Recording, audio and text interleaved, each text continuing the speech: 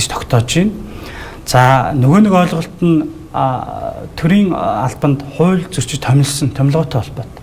Тэгэхээр яг өнөөдрийн байдлаар төрийн жинхэнэ албан хаагчийг төрийн албанд хууль зөрчиж томилсныг тогтоодог субъект нь төрийн албаны зөвлөл гэж байна. Тэгэхээр төрийн албаны зөвлөлд энэ төрийн албанд хууль зөрчиж томилсон энэ одоо шийдвэрийг хянаад ингээд тогтоол гаргаад үнэхээр одоо хууль зөрчсөн байна гэдгийг тогтооно.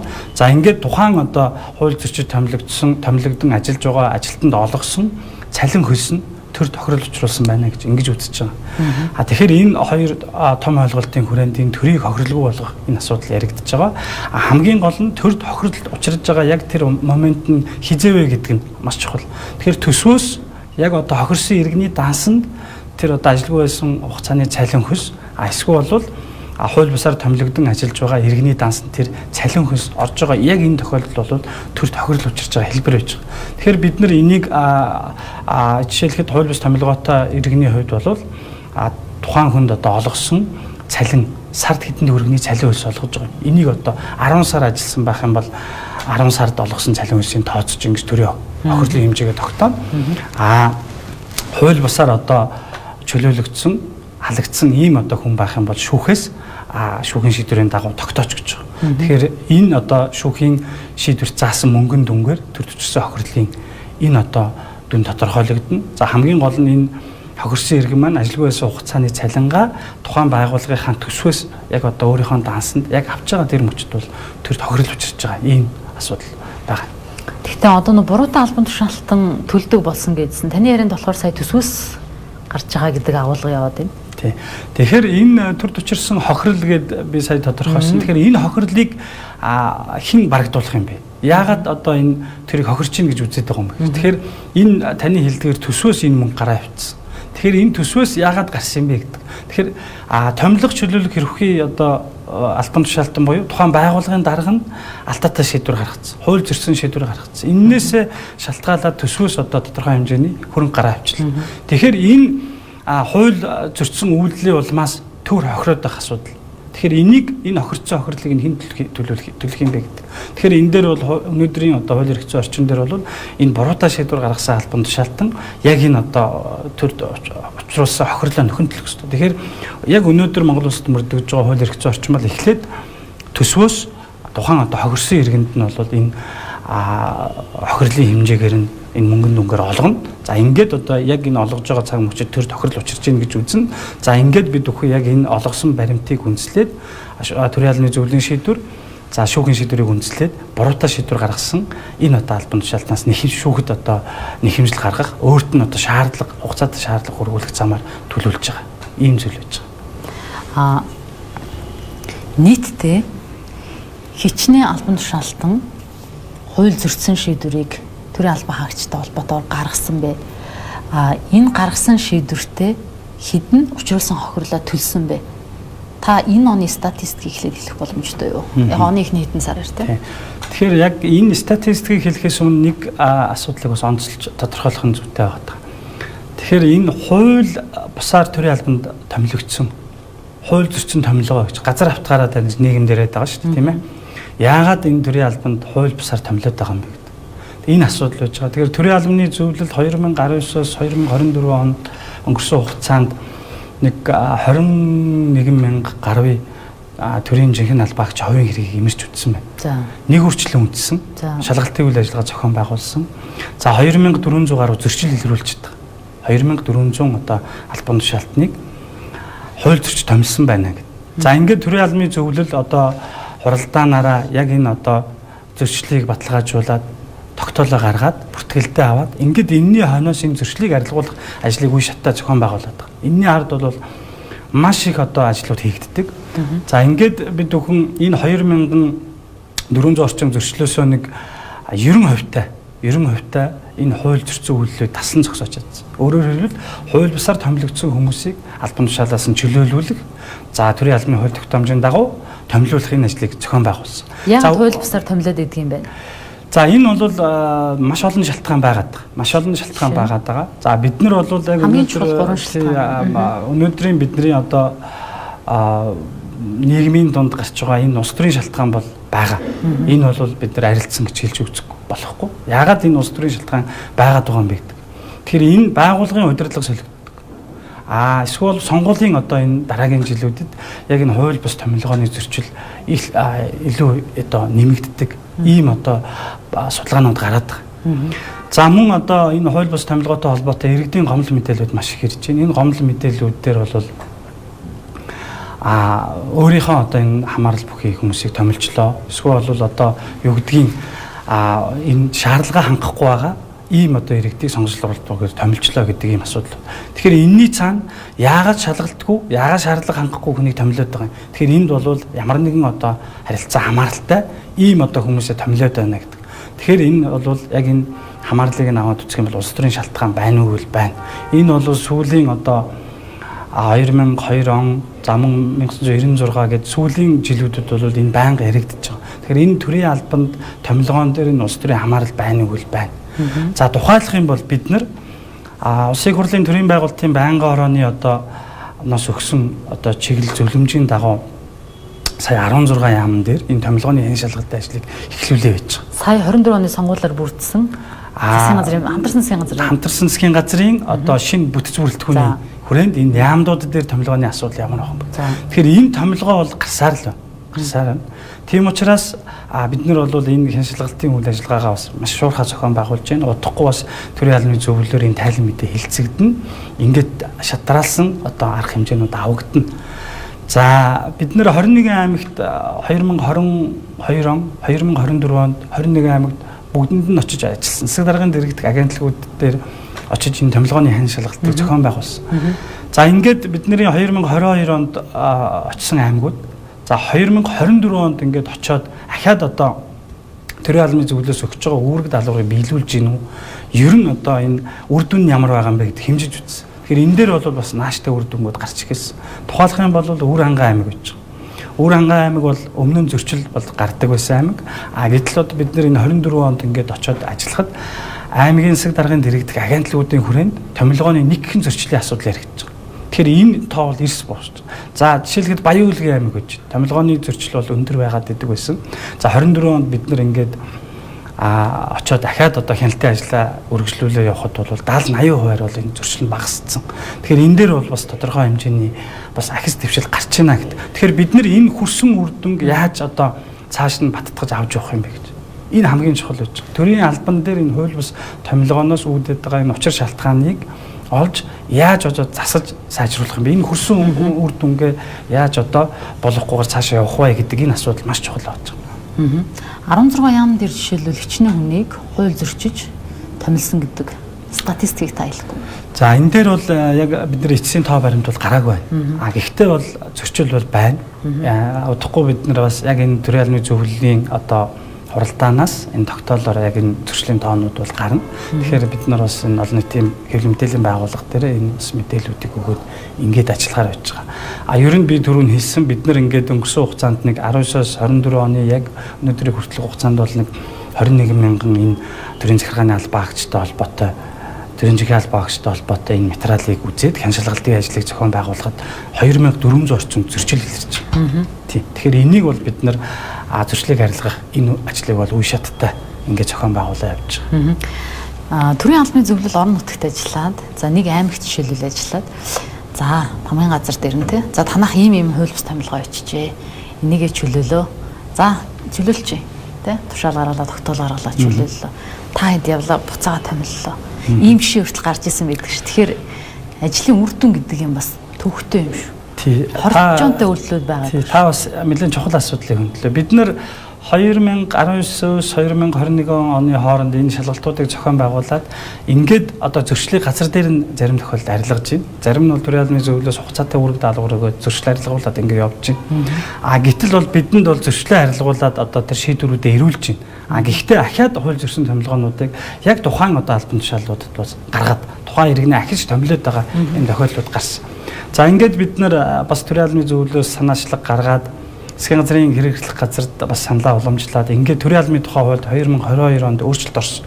Энэ дээр ямар өөрчлөлт орсон бэ гэхээр төрийн одоо албан тушаалд хууль зөрчиж одоо томилсон тохиолдолд энэ түүнд олгосон цалинг төр тохирол учруулж гин гэж үзнэ гэж ингээд хуульчлаад өгсөн. Тийм учраас энэ одоо төр тохирол учруулах энэ одоо асуудал дээр хуулийн энэ 2022 онд орсон өөрчлөлт маш том түлхэц болж өгсөн. Эдийн засгийн маш том хөшүүрэг болж өгсөн. Бид нэр 2023 оны тоо 2024 оны энэ томилгооны зөрчилтэй холбоотой тоогоо аваад үзэхэд яг энэ одоо 22 онд орсон хуулийн өөрчлөлттэй холбоотой зохицуулт хэрэгжиж эхлэхэд 3.4 дахин томилгооны зөрчил буурч ирж байгаа. Тэгэхээр бол энэ бол маш одоо том эдийн засгийн хөшүүрэг байна гэж. Тэгэхээр эрх үхийн албан тушаалтан буюу байгууллагын дарга нь одоо тухайн албан тушаалд сонгон шалгаруултгүйгээр шаардлага хангахгүй хүнийг томилохдоо боддог болцсон.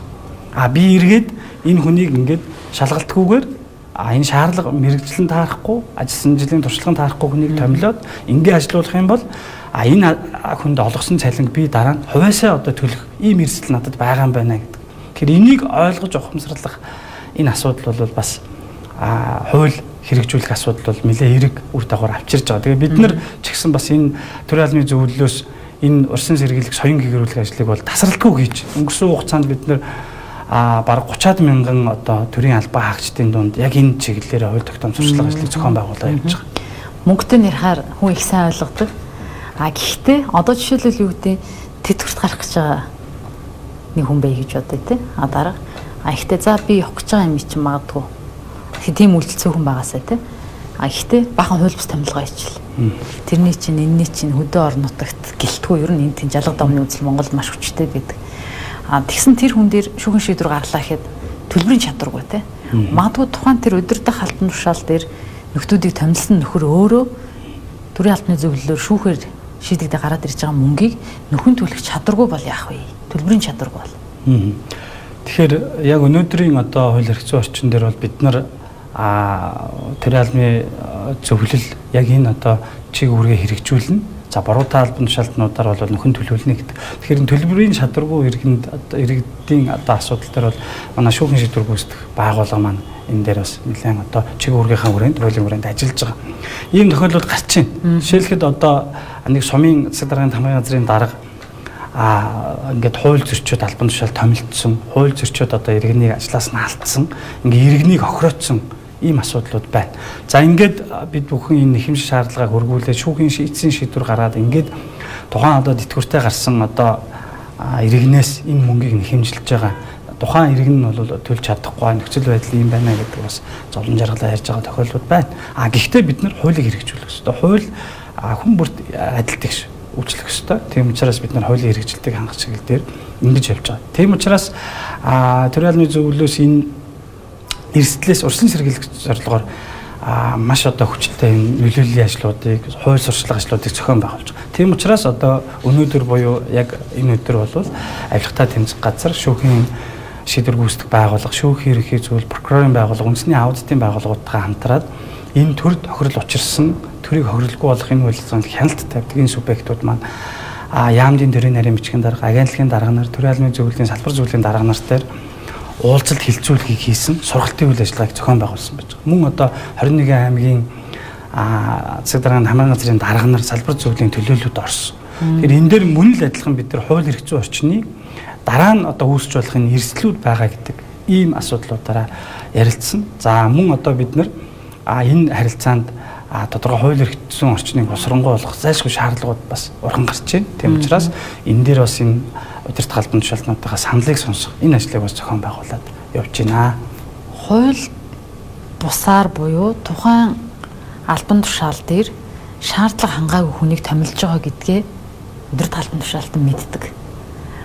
Яагаад томилж гинэ гэдэг шалтгааныг та төрүүлж гин улс төрийн зам дээрээс нь сонгуулийн дараа нам эвсэл хардаг. Тэгээд хувийн ашиг сонирхол.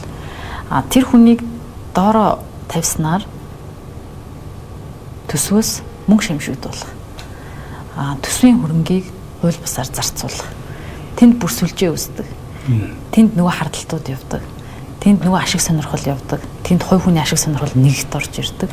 Ганцаараа ажиллах боломжгүй учраас тэр дотор сүлжээ үүсдэг. Тэгэхээр тэрийг тас зохих хэрэгтэй байна. Энэ нөгөө цаашлаад зөвхөн нэг хууль бусаар томилсон юм та чөлөөл гэдэг асуудал яригдахгүй. Цаанаа дахиад авилгын том асуудал, хулгайн том асуудал, төсвийн мөнгийг шимшигдүүлдэг асуудал яригдана. Тэгэхээр та бүхний энэ хийгээд байгаа ажил бол зөвхөн танай газрын биш, бусад газруудтай, прокурортой, цагдаатай, авилгатай тэмцэх газартай уялдаж ажиллах хэрэг гарна тий. Тэгэхээр энэ томилгооноос үүдсэн үр дагавар дээр бусад газруудтай яаж уялдаж ажиллах юм? Тэгэхээр энэ хамгийн чухал цэг нь энэ байж байгаа. Хамгийн чухал цэг. Бид бүхэн сайн мэдж байгаа. Хаана одоо энэ авилга албан тушаалын гэмт хэрэг гарч байна? Хаана одоо иргэний хууль бусаар төрийн албанд томилж байна? Тэнд заавал тодорхой хэмжээний юм нөлөөллийн асуудлууд үүсэж байгаа. Үнэхээр одоо шаардлага нь хангахгүй, мэрэгжил нь таарахгүй, туршлага нь хүрэхгүй, шалгалт өгөөгүй ийм хүмүүсийг яагаад заавал томилох гээд байгаа юм бэ гэдэг асуудал. Тэгэхээр энийг бол юу гэдгийг одоо манай төрийн албаны дунд чатны одоо албан тушаална тэр бүр нээлттэй хэлж чаддгүй. Гэхдээ төрийн албаны зөвлөлөөс бол энийг хэлж байгаа, байнга ярьж байгаа, сануулж байгаа. Яагаад энэ одоо хууль зөрчсөн үйлдэлийг гаргаад байгаа юм бэ? Цаана нь юу байгаа юм бэ гэдэг. Энэ маш чухал асуудал. Тэгээ энийг бодлогын төвшөнд авч үзье гэж. Бодлогын төвшөнд. Тэгэхээр авилгын эсрэг үндэсний хөтөлбөр байж байгаа. Саяхан батлагдсан. Тэгэхээр энэ хөтөлбөр дээр бид нэр төрийн одоо албаны зөвлөлтөй төрийн байгууллагуудтай хамтарч хэрэгжүүлэх тодорхой юм зорилгууд бүтэн бүлэг ингээд ороод өгсөн. Тэгэхээр энэ дээр бол яг л одоо энэ хууль бус томилгоо яг энд нөлөөлөд байгаа хүчин зүйлүүд юу юм бэ гэдэг энэ дээр ингээд бас хамтраа тодорхой ажлуудыг бас зохион байгуулалт явуулж байна л да. За жишээ дурдах юм бол та бүхэн сайн мэднэ авилгатай тэмцэх газар нөгөө албан тушаал томилогдоход хувийн ашиг сонирхлын урьдчилан мэдүүлгийг бөглүүлж авдаг. Хас хоом гэдэг. Хас хоом тийм. Ингээд бөглүүлж авдаг. За энэ дээр 2021 онд бол авилгатай тэмцэх газар маань яадаг байсан бэ гэхээр танд бол ийм одоо одоогоор ашиг сонирхлын зөрчил тогтоогдохгүй байна. Гэхдээ таныг одоо энэ томилоход төрийн албаны хууль тогтоом зөрчигдгөр байна гэдэг дүгнэлтийг давхар гаргаа явдаг байсан. Тэгээ харамсалтай нь хууль зүйн байнгын хорон дээр нэр өгөхийг гишүүдийн гаргасан саналын дагуу яг энэ одоо авилгатай тэмцэх газрын энэ үйл ажиллагаа бол хязгаарлагдсан. Авилгатай тэмцэх газрын хийдэг ажил биш байна гэдэг ийм байдлаар хандаад ингээд энэ бол зогссон байж байгаа. Гэтэл чин бол авилгатай тэмцэх газартаа төрийн албаны зөвлөл хамтраад 100 одоо албан тушаалтны яг энэ ашиг сонирхлын мэдүүлгийг хянах явцтай холбоотойгоор хууль зөрчил томилогддог энэ ажлыг бол хууль зөрчил томилохын асуудлаас урьсан сэргийлээд таслан зогсоос тэр томилгоо хийлгээгүй. Ийм эргүүдэн гарсан. Замун төрийн албаны зөвлөлөөс та энэ хууль зөрчөөд энэ иргэнийг одоо томилдсон байна. Яаманд одоо газрын даргаыг, агентлагд одоо тасгийн даргаыг, аймгийн тамгын газрын даргаыг та хууль зөрчөөд томилдсон байна. Гэдгийн төрийн албаны зөвлөл тогтоочоод энэ хууль зөрчсөн шийдвэрээ хүчингү болгооч гэдэг энэ одоо мэдээлэл шаардлага хөргүүлээд байхад ямар нэгэн арга хэмжээ авдаггүй албан тушаалтнууд байна. Тэгэхээр бид нар энэ дээр яаж ажиллаж байгаа вэ гэхээр энэ цаана нь хамаарал байгаа юм байна. Тодорхой хамаарал эрсдэл үүсгэж байгаа юм байна гэдэг авилгатай тэмцэх газар руу ийм одоо албан тушаалтнуудын мэдээллийг хөргүүлж байгаа. За дээрэс нь одоо энэ бидний яриад байгаа гол сэдэв буюу энэ төр төчирсөн хохирлын буюу энэ хууль бусаар томилсон түүнд олгосон энэ цалин үнсийг бол шийдвэр гаргасан тэр албан тушаалаас гаргуулж авна. Дараа нь бол бид нар яах нь сануулад байхад энэ хууль зөрчсөн үйлдэл нь байсаар л байгаа учраас авилгатай тэмцэх газар за шаардлагатай бол бусад одоо хуулийн хяналтын байгууллага энэ асуудлыг шилжүүлээд ингээ явдаг тохиолдлууд бас байна. За мөн одоо энэ төр хохирол учруулсан төрийн хохирлын энэ асуудал бол нэлээд том өргөн хүрээтэй ойлголт байгаа. Хохирлын их хөгжлийн асуудлыг энэ төрийн албаны төв байгууллага бас яриад байгаа, хөндөж яриад байгаа. Тэгэхээр төрийн албаны төв байгууллага маань зөвхөн энэ төрийн албан тушаалтны томилгоотой холбоотой хохирлын асуудлыг л хяналт тавьж байна хуулиараа. Гэтэл чин цаана одоо эрүүгийн хэрэг хян шийдвэрлэх ажиллагааны улмаас одоо иргэнд хохирол учруулсан асуудал байж байна. Төр өөрөө одоо хувийн хвшил байгууллагуудтай иргэнтэй гэрээ байгуулад гэрээний одоо үүргээр шалтгаалсан иргэний байгууллагыг хохироосон асуудлууд байж байна. Төрийн нэрийн өмнөөс одоо энэ тодорхой бүрийн эрхийг хэрэгжүүлж байгаа. Жишээлх юм бол улсын байцаагч нар тийм ээ. Үйл ажиллагаатай холбоотойгоо алдаа гаргасны улмаас тодорхой одоо хохирол иргэнд учруулсан ийм асуудлууд байж байна. Тэгэхээр төрийн аудитын байгууллага гэж байгаа. Акт албан шаардлага хөргүүлж байна. Акт тавьж байна тийм ээ. Тэгэхээр энэ асуудлууд бүгд төрийг одоо төрийн хохирлын асуудал яригдж байгаа. Тэгэхээр үнэхээр төрийн аудитын байгууллага үнэхээр төлбөрийн акт тогтоосон юм бол тэрийг төлөвлөж чадж байгаа мó гэдэг асуудал. Төлөхгүй тохиролцоод өөрөө авилга аваад чадж байгаа мó гэдэг асуудал. Тэгэхээр төрийн албаны зөвлөлд хуулиар олгогдсон эрх маань бол хязгаарлагдмал зөвхөн төрийн албан тушаалны томилгоотой холбоотой асуудал байна. Тэгэхдээ энэ бол энэ их хөгжлийн багахан хувийг нийцэлж байна. Тийм учраас энэ өргөн хүрээтэй энэ одоо ажлыг бид нар цаашд яах юм бэ? Яаж дундын мэдээллийн сантаа болгох юм? Яаж нэгдсэн бодлого одоо энэ ажлыг одоо авч явах юм бэ гэж. Тийм учраас төрийн албаны зөвлөлдөр санаачлаад энэ төр төчирсөн хохирлын одоо мэдээллийн сан үүсгээд ийм захим системийг хөгжүүлээ явж байна. Эхний ээлжинд бид нар зөвхөн томилгоотой холбоотой энэ зохион байгуулалтад ажиллаа хийнэ. Тэгэхээр шүүхийн ерөнхий зөвлөлөөс бид нар бүх шатны шүүхээс гарсан шүүхийн шийдвэрүүдийг одоо цаасаар татчих шүү дээ амьдрал дээр бодит амьдрал. Гэтэл чин энэ дундын мэдээллийн сан дээр нээлттэй байх мэдээлэл бид нар авч болох энэ асуудлыг цаасаар авах жишээтэй. Дараа нь бид нар тэр одоо мэдээллүүдийг шүүхээсээ аваад энэ дээр ажиллагаа хийгээд манай хариаллын биш бол прокурорын байгууллагаа шилжүүлдэг. За ингээд л аауд эднийг өөр тоотой, сангийн яамныг өөр тоотой, прокурор маань нэг өөр тоотой, шүүхийн ерөнхий зөвлөлийг өөр тоотой, авилгатай дэмжих газар маань нэг өөр тоотой. Ингээд байгууллага болгон тус тусдаа ингээд яг энэ одоо чиг үүрэгт хяналт явахаар ингээд ажиллаад байгаа. Тийм учраас энэ уялдааг хангая, мэдээллүүдээ нэгтгэе, интеграци, дундын мэдээллийн сантай болъё, харилцсан нэгнийхээ одоо төрийн байгууллага үйл ажиллагаанд хяналт тавья гэж. Тэгээ энэ дээр давхар одоо иргэний нэгэн байгууллага иргэдийн хяналтыг давхарж оруулж ирээ гэсэн ийм зорилготой ажиллаад байгаа. Хууль бусаар томилоод зөвхөн цалингийн асуудлыг хохирол гэж тооцоод тэрийг нөхөн төлөвлөхээр жишээлбэл дарга нь доороо нэг хүн томилоод хоёулаа нийлээд маш өндөр мөнгөнд дүнтэй ажил хууль бусаар зохицуулчих. Гэтэл хохирлын асуудал тэрнээс хэд дахин бага байна. Тэгэхээр энэ хариуцлага нь өөрөөс бол учраас асуудалгүй авчи зохицуулчих гэдэг юм яваад байгаа юм шүү. За би бол яг хариуцлагын асуудал сул байна гэж шууд хэлж чадахгүй байгаа. Яагаад гэвэл яг тэрийн албан тушаалтны одоо чиг үүргээ хэрэгжүүлж байгаа үйл ажиллагаатай холбоотой тэр хууль бус үйлдэлийг бол яг хууль хяналтын байгууллагууд яг чиг үүргийнхаа хүрээнд шалгаа явуулчихна. За бид нар яг ямар асуудал дээр орж ирж байгаа нэхээр яг энэ хүнийг хууль бусаар томилсон байна. Энэ ажилтны байсан хугацааны цалин эсвэл түүнд олгосон цалин үнсийг бол төлөөч гэдэг энэ асуудал дээр. Өнгөрсөн хугацаанд статистик тоо аваад үзэх юм бол төрийн албаны төв байгууллагын 4 тэрбум орчим төгрөгийн шаардлагыг иргэд одоо буруутай шийдвэр гаргасан иргэд рүү хөргүүлсэн байж байна. За 3 тэрбум гаруй төгрөгийн 3 тэрбум 700 сая төгрөгийн нэхэмжлийг шүүхт гаргацсан байж байна. За шүүхийн одоо эцсийн шийдвэрийг бид нэр гаргуулад нэг 900 гаруй сая төгрөгийг одоо шүүхийн шийдвэр гаргуулсан. За өнөөдрийн байдлаар бид нар дансандаа 2019 оноос өнөөдөр хүртэл нэг 800 гаруй сая төгрөгийн асуудал шийдэгдсэн. Тэгэхээр үндсэндээ шүүхийн шийдвэр гарсан манай төрийн албаны зөвлөлийн дансан төвлөрүүлсэн гэрнэ тэрбум 700 сая төгрөгийн энэ төр тохирол учруулсан асуудлыг бол бүрэн одоо шийдвэрлээд ингээд тодорхой үр дүнтэй бас үр дүн эерэг үр дүнгууд гараад байгаа. Түрүүнд би хэлсэн тэр хамгийн цаад одоо зорилго нь юу юм бэ гэж. Тэгэхээр энэ төрийн албаны шинтгэлийн одоо гол бодлогын асуудлуудын нэг болох энэ хууль бус томилгоотой тэмцэх энэ асуудал хамгийн чухал. Томилсных нь араас ингээ яваад байна тий. Томилсных нь араас тий.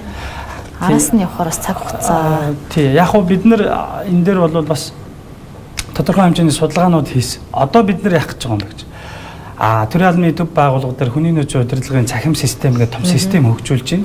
Тэгэхээр би системийнхаа хүрээнд хүний оролцоогүйгээр энэ төрийн албан тушаалд томилдог энэ томилгооны асуудлуудыг хяналтаа тавих энэ одоо ажлыг хийж байгаа. Тэгээ энэ бол магадгүй нэг 2-3 жилийн дараа бол үр дүнгээ гаргаад эхэлнэ. Яагаад гэвэл бид нэр энэ хүний нөөцийн удирдлагын системээр дамжуулаад яг тухайн албан тушаалд томилогдож байгаа хүнийг шаардлага хангаж гин үү, хангахгүй байна уу гэдэг систем өөрөө онцлоод бидний гаргаад ирнэ гэдэг. Тэгэхээр бид нар таны хэлсэн тэр хууль зөрсөн томилгоо хийхээс өмнө урьдчилан сэргийлж чадах ийм одоо бүрэн боломж байгаа. За хоёулын ярилцах цагийн түрээд дуусч байна. Үзэгчдээ өнөөдөр манай студид төрийн албаны зөвлөлийн маргаан хянан шалгах газрын дарга Бат Эрдэнэ ярилцлаа. За төрийн албан хаагчийг хууль бусаар ажиллаас халсан, томилсон, төр чөлөөсөнтэй холбоотой асуудлын талаар энэ өрөө ярилцлаа.